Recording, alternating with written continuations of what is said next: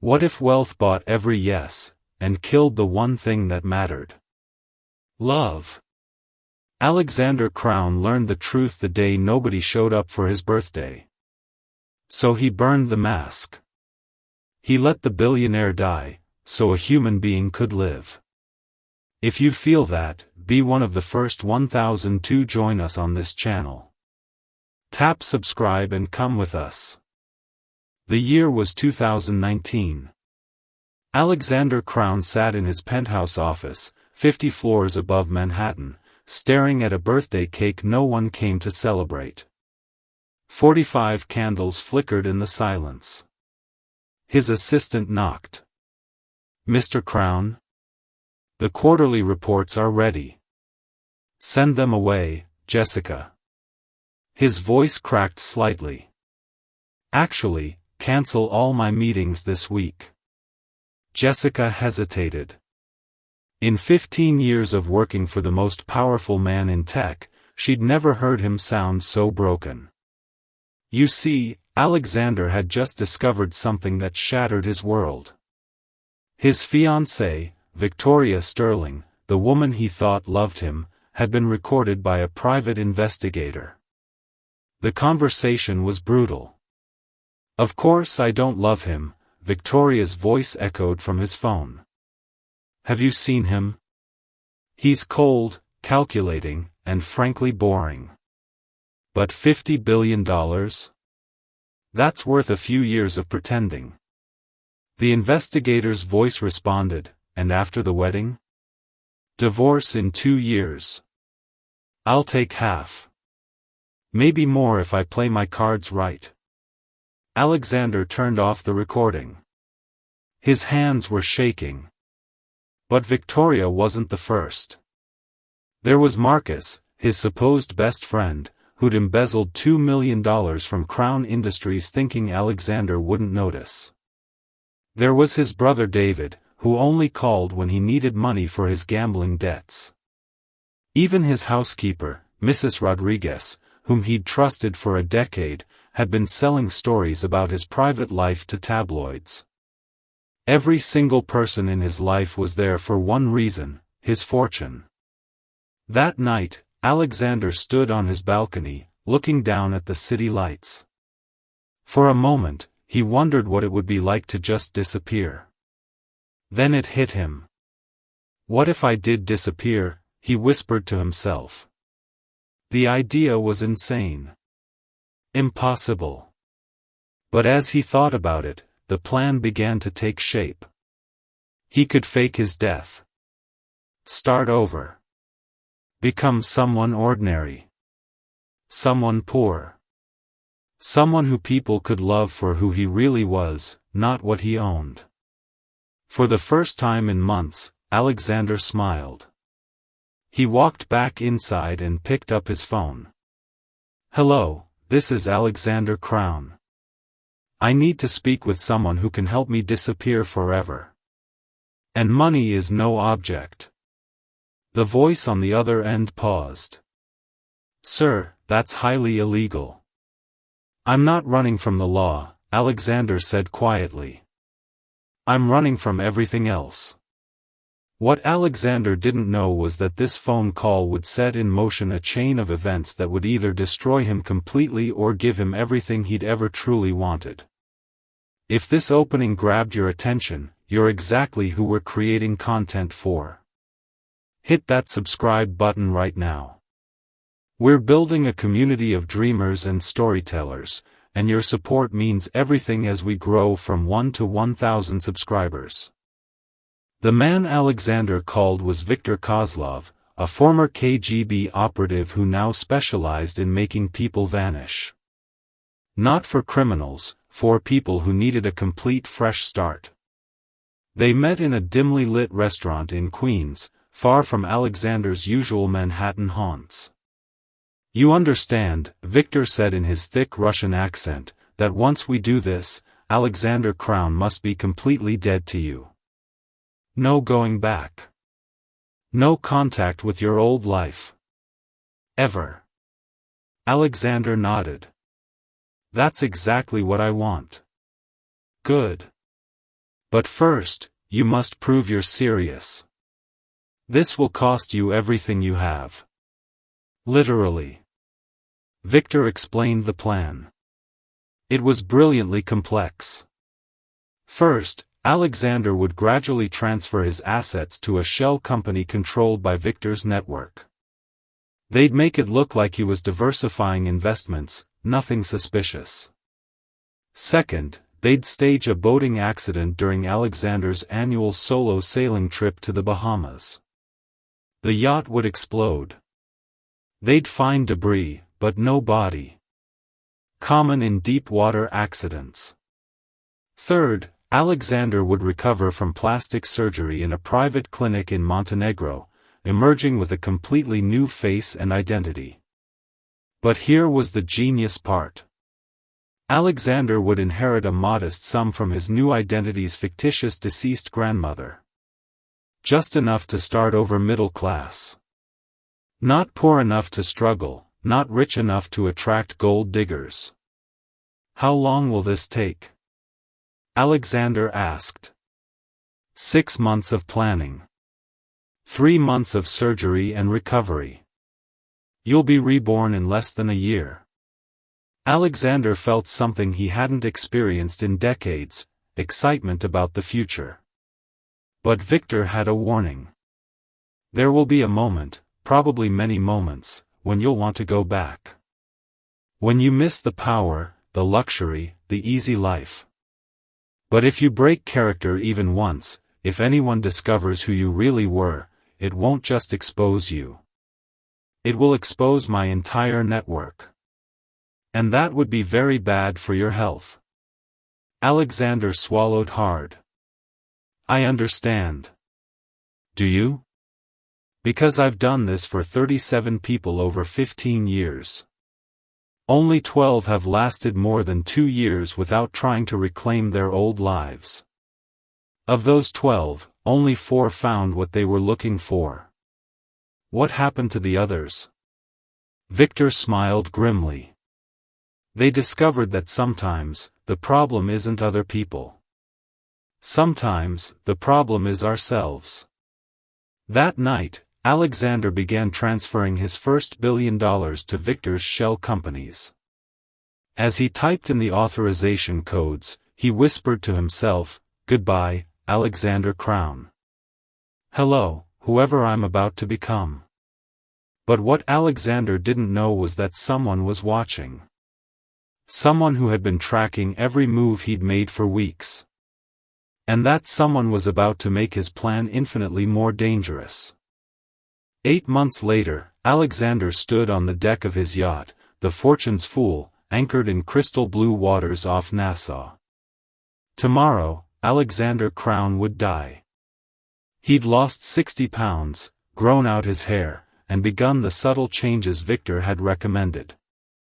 But the hardest part wasn't the physical transformation. It was watching his old life react to his gradual withdrawal. Victoria had actually seemed relieved when he'd become more distant. His brother David had stopped calling entirely after Alexander refused to bail him out one final time. Even Jessica, his loyal assistant, had started updating her LinkedIn profile. Nobody missed him. Not really. The plan was set for dawn. Victor's team had rigged the yacht with explosives designed to look like a fuel tank malfunction. Alexander would escape in a hidden compartment, then transfer to a submarine that would take him to a private clinic in Montenegro. But as Alexander prepared for his final night as himself, his satellite phone rang. Alex. The voice made his blood freeze. It was Marcus, his former best friend, the one who'd stolen from him. What do you want, Marcus? I know what you're planning. The words hit Alexander like a physical blow. What are you talking about? The shell companies. The plastic surgery consultations. The mysterious meetings in Queens. Did you really think I wouldn't figure it out? Alexander's mind raced. How had Marcus discovered the plan? More importantly, What did he want? Here's what's going to happen, Marcus continued. You're going to call off this ridiculous fake death scheme. You're going to come home. And you're going to make me a full partner in Crown Industries, with a 25% stake. Or what? Or I call the FBI and tell them about your little disappearing act. Faking your own death is fraud, Alex. Insurance fraud, securities fraud, tax evasion. You'd be looking at 20 to life. Alexander felt the walls closing in. Marcus, you don't understand. This isn't about money. This is about you being a selfish, self-pitying billionaire who thinks the world owes him something. Wake up, Alex. People use you because you're useful. That's life. Deal with it. The line went dead. Alexander stared at the phone, his hands shaking. Everything was falling apart. But then he remembered Victor's words. Sometimes the problem isn't other people. Sometimes the problem is ourselves. For years, Alexander had let people like Marcus manipulate him. He'd been too trusting, too willing to see the best in people who only wanted to exploit him. Not anymore. Alexander picked up the phone and dialed Victor. We have a problem, he said. Marcus knows about the plan. I see. What do you want to do? Alexander took a deep breath. We proceed as planned. But first, I need you to do something about Marcus. What kind of something? Nothing permanent. But I need him distracted. At least until after tomorrow. Victor chuckled. Consider it done. As the sun set on Alexander's final day as himself, he had no idea that his decision to silence Marcus would set in motion events that would haunt his new life in ways he never imagined. The tension is building, and we're just getting started. If you're loving this story, smash that subscribe button and help us grow our community of storytellers. We're on a mission to reach 1,000 subscribers, and every single one of you matters. The explosion would happen in 6 hours. Alexander Crown would die at dawn. But would he really be free? 3 months later, a man named Michael Rivers walked out of a private clinic in Montenegro, looked in the mirror, and didn't recognize himself. The face staring back was handsome but unremarkable. Strong jawline, but softer. Brown eyes instead of Alexander's piercing blue. The nose was different, the cheekbones more subtle. Even his body was transformed, leaner, less imposing. Victor handed him a passport, a driver's license, and a bank statement showing $847,000 in savings. Michael Rivers, age 41, Victor explained. You're a former software engineer who inherited money from your grandmother. You sold your house in Portland and decided to travel the world. You're currently considering settling down somewhere warm and quiet. That's it? Alexander, now Michael, asked.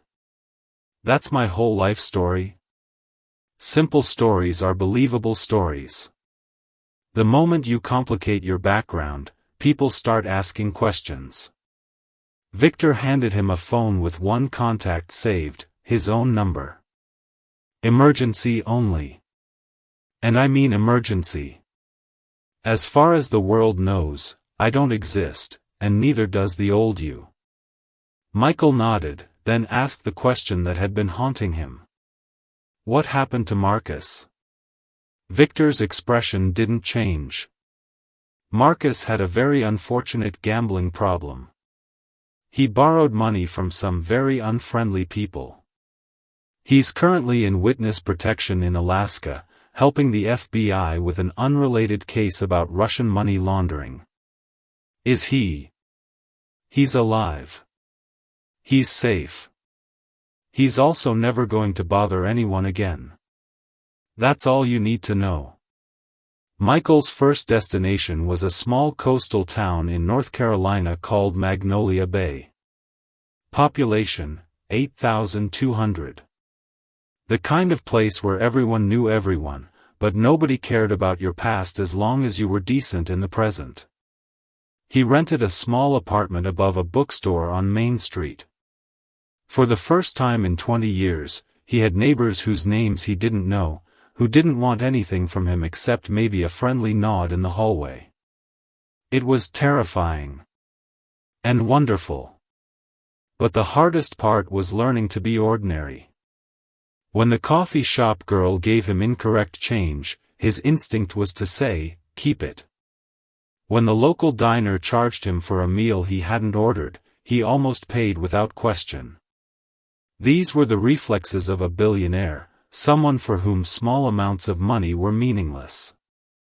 Michael had to consciously remember to count his change, to question overcharges, to live like someone who actually cared about money because he didn't have unlimited amounts of it. The loneliness was unexpected. Alexander had been isolated by his wealth, but he'd been constantly surrounded by people. Michael had freedom, but he had no one. For the first month, he barely left his apartment except for groceries and walks on the beach. Then, on a rainy Tuesday morning, Michael was browsing in the bookstore below his apartment when he heard the most beautiful laugh he'd ever experienced. He looked up from his book, a mystery novel about a man who fakes his own death, ironically, and saw her. She was maybe 35, with auburn hair that caught the light from the window, and she was laughing at something the bookstore owner had said. But it wasn't just her beauty that stopped Michael in his tracks. It was the way she handled the books. Carefully, lovingly, like they were precious. The way she smiled at the elderly owner like he was her favorite grandfather. The way she wore a simple sundress and sandals and somehow looked more elegant than any woman in a $1,000 gown. "Oh, I'm sorry," she said, noticing Michael staring. "Am I being too loud? I get excited about books." Michael realized he'd been holding his breath. "No, not at all. I was just thinking the same thing about that author." She glanced at his book and raised an eyebrow. "Really? You think murder mysteries are funny?" Michael looked down and realized he'd been holding the book upside down. His face turned red. Actually, I'm not very good at this." "At what?" "Talking to beautiful women in bookstores." The moment the words left his mouth, Michael wanted to disappear. It was such a simple, honest thing to say, exactly the kind of thing Alexander Crown never would have said. But she smiled. And something in Michael's chest fluttered in a way it never had before. "I'm Emma," she said, extending her hand. "Michael," he replied, taking it. "Michael Rivers." What neither of them knew was that Emma had her own secrets. And those secrets would soon collide with Michael's in ways that would test everything he thought he knew about love, trust, and starting over. Over the next 6 weeks, Michael Rivers fell in love for the first time in his life. Real love. The kind that had nothing to do with bank accounts or social status or what someone could do for you. The kind that made you want to be a better person just because it existed. Emma was a teacher at the local elementary school. She drove a 10-year-old Honda Civic with a dent in the passenger door and a collection of coffee-stained travel mugs in the cup holders. She lived in a tiny cottage with a garden full of vegetables she couldn't quite keep alive, and she donated half her paycheck to a literacy program for adults. She was everything Alexander's world had taught him was unremarkable. She was the most remarkable person he'd ever met. Their first date was at the town's only movie theater, a restored 1950s venue that showed one film at a time and served popcorn in paper bags. They saw a romantic comedy that Michael pretended to enjoy, and afterward, they walked along the pier, talking until sunrise. "What did you do before this?"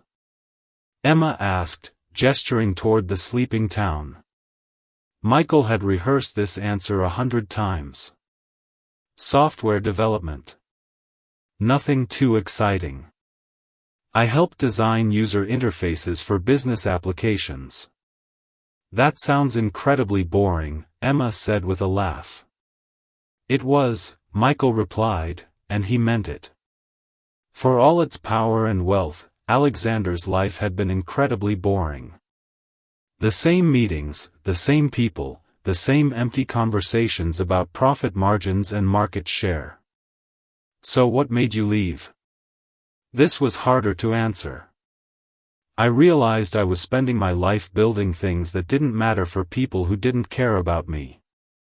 Emma stopped walking and looked at him. In the morning light, her eyes were the color of honey. "That's the saddest thing I've ever heard," she said quietly. "It's not sad anymore," Michael replied. "I found something better." By their 10th date, Michael was ready to tell Emma he loved her. They were having dinner at her cottage. She'd cooked pasta with vegetables from her struggling garden, and it was the best meal he'd ever tasted. "Emma," he began, "I need to tell you something." "Oh no," she said with a smile. "This is where you reveal you're married, isn't it?" "No, it's where I tell you that I—" The words died in his throat. Emma was looking at something behind him, and her face had gone completely white. Michael turned around. Through the window, he could see a black SUV parked across the street. It hadn't been there an hour ago. "Emma? What's wrong?" She stood up quickly, nearly knocking over her chair. I need you to leave. Right now." "What? Why?" "Please, Michael. Just go. And maybe don't call me for a few days." "Emma, what's happening? Are you in some kind of trouble?" She looked at him then, and he saw something in her eyes he'd never seen before: fear.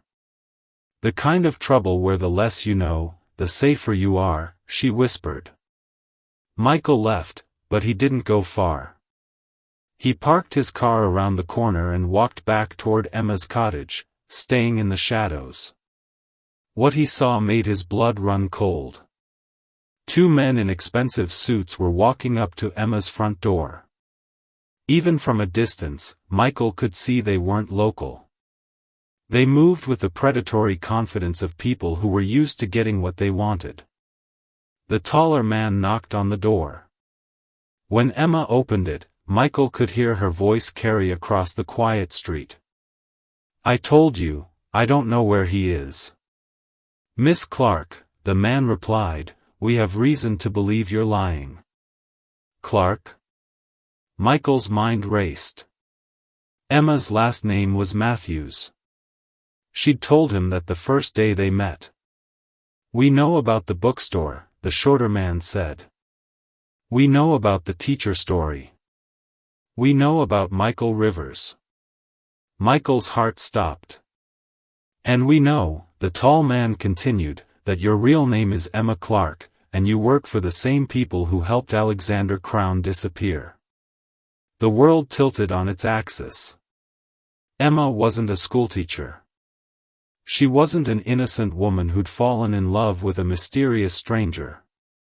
She was part of Victor's network. She'd been assigned to watch him. Everything they'd shared, every moment he'd thought was real, had it all been a lie? This story just took a turn nobody saw coming. If you're as shocked as I am, hit that subscribe button and join our community of story lovers. We're growing fast, and we want you to be part of our journey to 1,000 subscribers. Michael stood in the shadows, watching the woman he loved deny knowing the man he used to be, and wondered if there was anyone left in the world he could trust. Including himself. Michael spent that night parked on a hill overlooking Magnolia Bay, staring at the town lights and trying to process what he'd learned. Emma, or whoever she really was, had been lying to him for 2 months. Every smile, every laugh, every moment he'd thought was spontaneous had been calculated. She was working for Victor, which meant she'd known exactly who he was from the moment they met in the bookstore. But the way she'd looked when she told him to leave, that fear in her eyes, that had seemed real. At dawn, Michael made a decision. He drove to Emma's cottage. She answered the door in the same clothes from the night before. Her eyes were red, like she'd been crying. "You shouldn't be here," she said without looking at him. "We need to talk." "No, we really don't." "Emma, if that's even your real name, I heard them last night." "I know you work for Victor." She flinched like he'd slapped her. For a long moment, she stared at him. Then she stepped aside and let him in. "My real name is Emma Clark," she said once the door was closed. "I am a teacher." "But you're right. I also work for Victor." She led him to her kitchen, where she poured 2 cups of coffee with shaking hands. "3 years ago, my brother Danny got involved with some very bad people. Russian mafia. He owed them $2 million from a drug deal that went wrong." Emma's voice was flat, emotionless. "Victor offered me a deal. Work for his organization, help him keep tabs on his clients, and Danny's debt would disappear." "So you're what, a spy?" "I'm a babysitter," Emma said bitterly. "Victor places people in towns near his clients to make sure they don't do anything stupid. I was supposed to watch you, get close to you, and report back on your mental state. And if I tried to reclaim my old identity?" Emma met his eyes for the first time. "Then I was supposed to call Victor, and you would have an accident." The words hit Michael like physical blows. "So everything between us, it was all fake?" "That's what I told myself," Emma whispered. "For the first month, I filed my reports and kept my distance and reminded myself that you were just another rich boy who couldn't handle reality. And then? And then I actually got to know you." Tears started flowing down her cheeks. "I watched you count change at the coffee shop. I saw you help Mrs. Patterson carry her groceries without being asked. I watched you read to kids at story time at the library and never mention it to anyone." She wiped her eyes with the back of her hand. "The man I was assigned to watch was supposed to be a selfish billionaire playing dress-up. But Michael Rivers was kind and funny and genuine in a way I'd never experienced before." "So when did you fall in love with me?" Michael asked quietly. "The day you held my hand during that terrible movie and whispered that you'd never felt so happy to be bored in your entire life." Emma's voice broke. "That's when I knew you weren't acting anymore. That's when I knew that Michael Rivers was real, even if Alexander Crown had created him." Michael felt something shift inside his chest. "Emma, But it doesn't matter now," she interrupted. "Those men last night weren't from Victor. They were from someone else. Someone who's been looking for Alexander Crown since the day he died." "Who?" "Someone who figured out that Alexander Crown's death was staged. Someone who's been tracking Victor's network for months. Someone who knows that if they find you, they can bring down everyone who helped you disappear." Michael felt the walls closing in again, just like that night on the yacht. "What do they want?" "They want Alexander Crown back. And they're willing to destroy Michael Rivers, and everyone who cares about him, to get him." Emma walked to her window and peered through the curtains. The street looked normal, but Michael could sense her tension. "We have maybe 12 hours before they come back," she said. 12 hours to decide what we're going to do. What do you mean we? Emma, you need to run. Get as far away from me as possible. She turned from the window and looked at him with an expression he couldn't read. I can't do that, Michael. Why not? Because despite everything that's happened, despite all the lies and the danger and the impossible situation we're in, Emma took a shaky breath, I'm in love with you. The real you. And I'd rather die protecting Michael Rivers than live knowing I abandoned him. What neither of them knew was that outside, in a van parked 3 blocks away, someone was listening to every word they said. And that someone had just made a phone call that would change everything. We have to run, Michael said, pacing Emma's small living room. Right now. Today. Where? Emma asked. Victor's network is compromised. The people looking for you have resources, connections. Where could we possibly go that they won't find us? Michael stopped pacing. For the first time since he'd become Michael Rivers, he felt the familiar urge to solve a problem with money and power. His instinct was to make phone calls, leverage connections, buy his way out of trouble. But Alexander Crown was dead.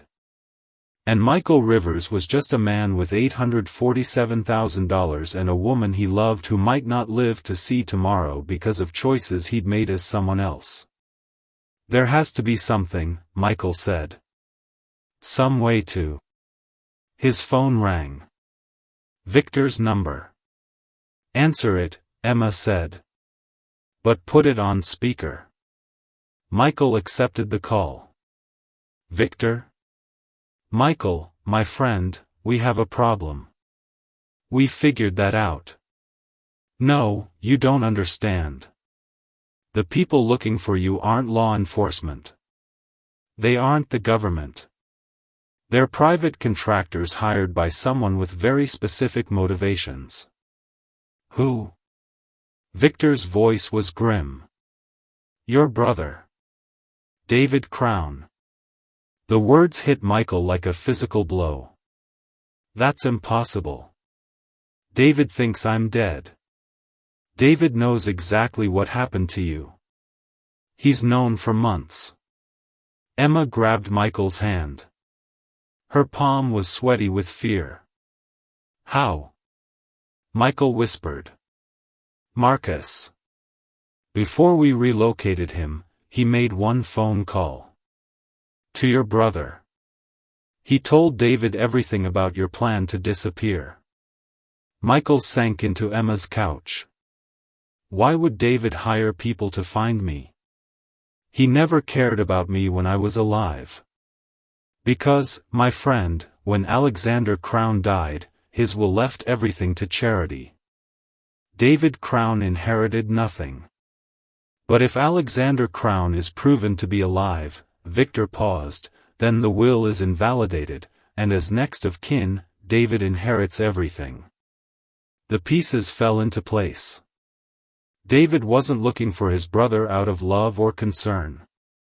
He was hunting him down for money. $50 billion. Victor, what do we do? You have 3 choices, Victor said. First, you can run. I can give you new identities, new faces, new lives. But they'll find you eventually.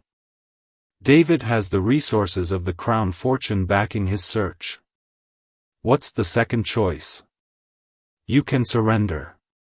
Return as Alexander Crown, reclaim your identity, and deal with your brother directly. And the third? Victor's voice went cold. You can disappear permanently. No more running, no more hiding, no more looking over your shoulder. Emma squeezed Michael's hand tighter. They both understood what Victor meant by permanently. I need time to think, Michael said. You don't have time. David's people will be back tonight. With more resources, more men. They know about Emma now, so she's not safe either. How long do I have? 6 hours. Maybe less. The line went dead. Michael and Emma sat in silence for a long moment, processing the magnitude of their situation. I won't let you die because of my mistakes, Michael finally said. And I won't let you die because you tried to find something real in a world full of fake people, Emma replied. So what do we do? Emma stood up and walked to her bedroom.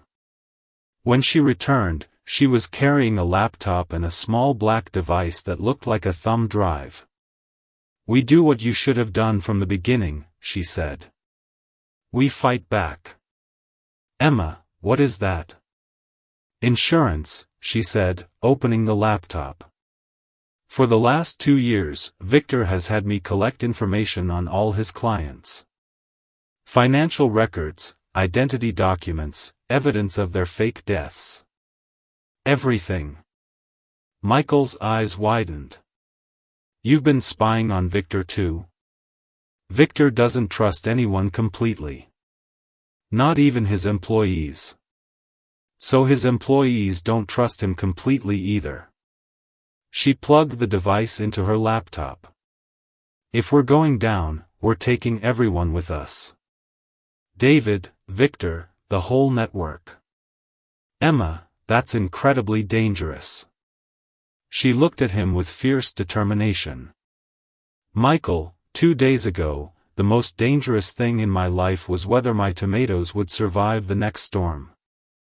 Now I'm in love with a dead billionaire who's being hunted by his own brother. She started typing rapidly. Dangerous is relative. The stakes couldn't be higher, and these characters are running out of options. If this story has you on the edge of your seat, subscribe right now and join our growing community. We're almost at our goal of 1,000 subscribers, and every single one means the world to us. As Emma worked, Michael watched the woman he loved prepare to risk everything for a man who'd brought nothing but danger into her life. For the first time since he'd become Michael Rivers, he wondered if some people were worth saving. And if he was one of them. The data on Emma's device was a treasure trove of evidence that could bring down not just Victor's operation, but dozens of powerful people who had faked their deaths over the past decade. Look at this, Emma said, pointing to the screen. A tech CEO who died in a plane crash in 2018. A pharmaceutical executive who supposedly drowned in a boating accident. A real estate mogul who vanished in a hiking accident in Colorado. They're all alive. Living under new identities, just like you. But here's the thing. Victor keeps detailed financial records. He shows exactly how much each person paid, which shell companies handled their money, and where they are now. Michael studied the files. This is enough to expose the entire network. It's also enough to put us in protective custody. If we give this to the right people, they can arrest David's mercenaries and shut down Victor's operation. But that means Michael Rivers dies too, Emma finished. You'd have to go back to being Alexander Crown. For a moment, they sat in silence, considering the implications. Emma, Michael said quietly, if I go back to being Alexander Crown, I go back to that world. The world that made me so miserable I faked my own death to escape it. Maybe. Or maybe you go back as someone different. Someone who knows what real love feels like. Before Michael could respond, Emma's phone rang. The number was unknown. Don't answer it, Michael said. I have to. If we don't, they'll assume we're running. Emma picked up the phone. Hello? Miss Clark. This is David Crown. Emma's face went white. She put the phone on speaker. Mr. Crown, she said carefully. I think it's time we had a conversation. All three of us. Michael grabbed the phone. David. Hello, brother. David's voice was smooth, confident. You sound different. New identity suits you. What do you want, David? What I've always wanted. What's mine? You faked your death and left me with nothing. Do you know what it's like to be the brother of Alexander Crown and live paycheck to paycheck? You were living paycheck to paycheck because you gambled away everything you ever earned. Details, David said dismissively. Here's what's going to happen. You're going to come home, resume your identity as Alexander Crown, and transfer 50% of your assets to me. In return, I'll call off the search, and your girlfriend lives. And if I refuse? Then Emma Clark dies tonight, and I keep hunting you until I find you. Emma grabbed Michael's hand. Tell him yes, she whispered. Michael looked at her in shock. Trust me, she mouthed silently. David, Michael said, you win. I'll come back. Smart choice.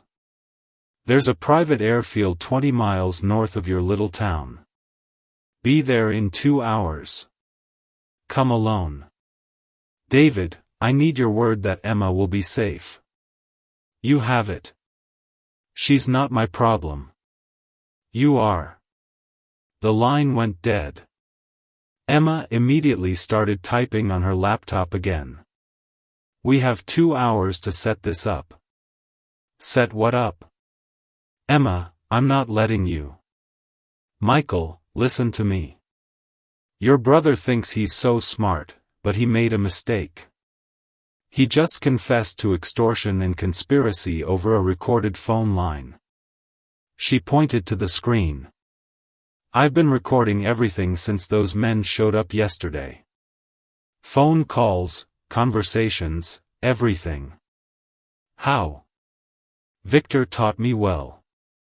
The device I plugged in isn't just storage. It's also a recorder and transmitter.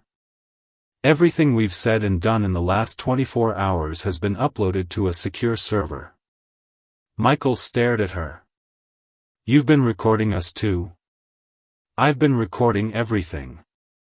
Including David's confession just now. Emma's fingers flew across the keyboard.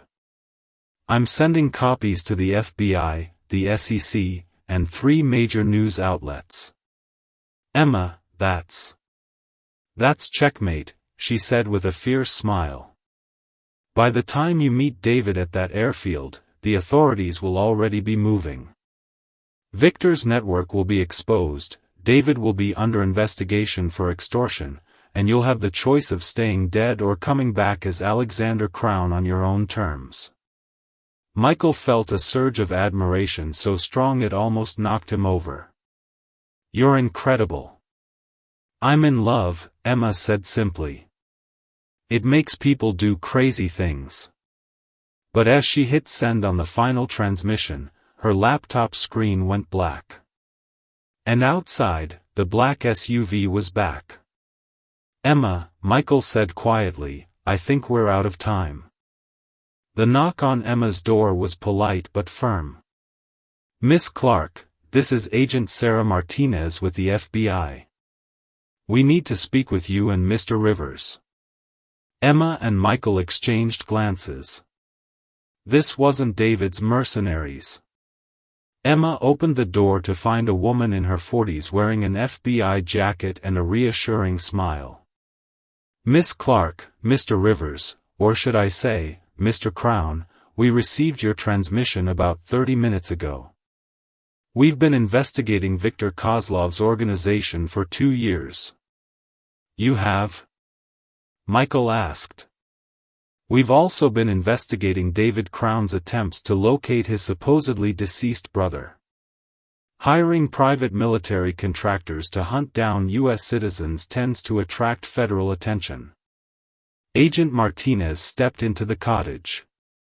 Mr. Crown, you're not in trouble for faking your death. Technically, you haven't committed any federal crimes. Your money was legally yours to move, and you didn't claim insurance benefits or defraud any government agencies. What about Victor? Viktor Kozlov is already in custody, along with most of his network. Your evidence, combined with what we already had, was enough to roll up the entire operation. Emma sank into a chair. And David? David Crown is being arrested as we speak on charges of extortion, conspiracy, and hiring unlicensed security contractors to operate on U.S. soil. So what happens now? Michael asked. Agent Martinez consulted her notes. That's up to you, Mr. Crown. Legally, you can choose to remain dead. Your assets would stay with the charitable foundations as specified in your will. Or you can return to your former identity and reclaim your fortune. And Emma? Miss Clark will likely receive immunity in exchange for her cooperation with our investigation. Her testimony about Victor's operation is invaluable. Michael looked at Emma, trying to read her expression. What do you want me to do? I want you to do whatever makes you happy, Emma said quietly. Michael Rivers or Alexander Crown. I fell in love with the man, not the name. But if I stay with Michael Rivers, I stay relatively poor. I can't give you the kind of life that... Stop, Emma interrupted. Michael, listen to me very carefully. I teach third grade in a town of 8,200 people. I drive a car with a dent in the door and grow vegetables I can't keep alive. Do you honestly think I care about your money? Agent Martinez cleared her throat. I hate to interrupt, but you don't have to decide right now. The legal process will take months either way. 6 months later, Michael Rivers and Emma Clark were married in a small ceremony on the beach in Magnolia Bay. Alexander Crown had officially returned from the dead just long enough to restructure his fortune. Half went to charitable foundations focused on education and poverty relief. A quarter was placed in a trust for David's rehabilitation and recovery, with strict conditions about gambling and financial responsibility. The remaining quarter? That went to Michael Rivers, Alexander Crown's distant cousin, who had recently married his love and settled in a small coastal town in North Carolina. Viktor Kozlov was sentenced to 15 years in federal prison. David Crown received 5 years and mandatory treatment for gambling addiction. Marcus, the friend who had betrayed Alexander and inadvertently set everything in motion, remained in witness protection, but sent a letter of apology that Michael chose not to read.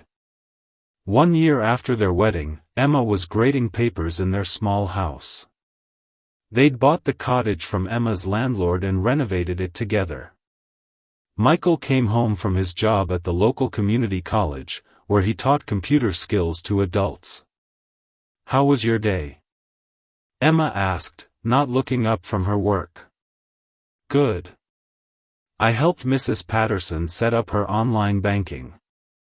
And the Martinez family finally got their green card application submitted. Emma smiled.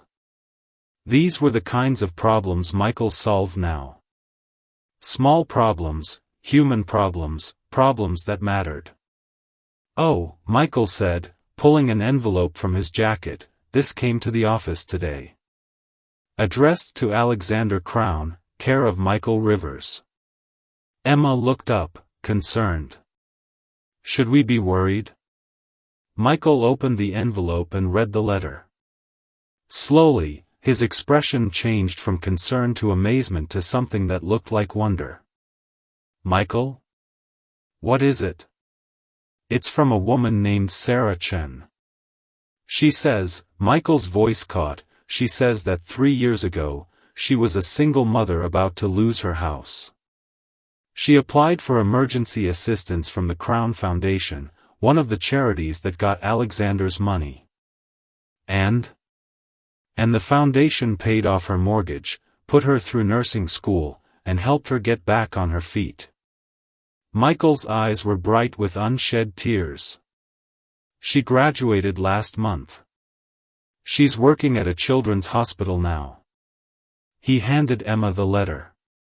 She wanted to thank Alexander Crown for saving her life. She says she's one of thousands who've been helped by the foundation. Emma read the letter, then looked at her husband.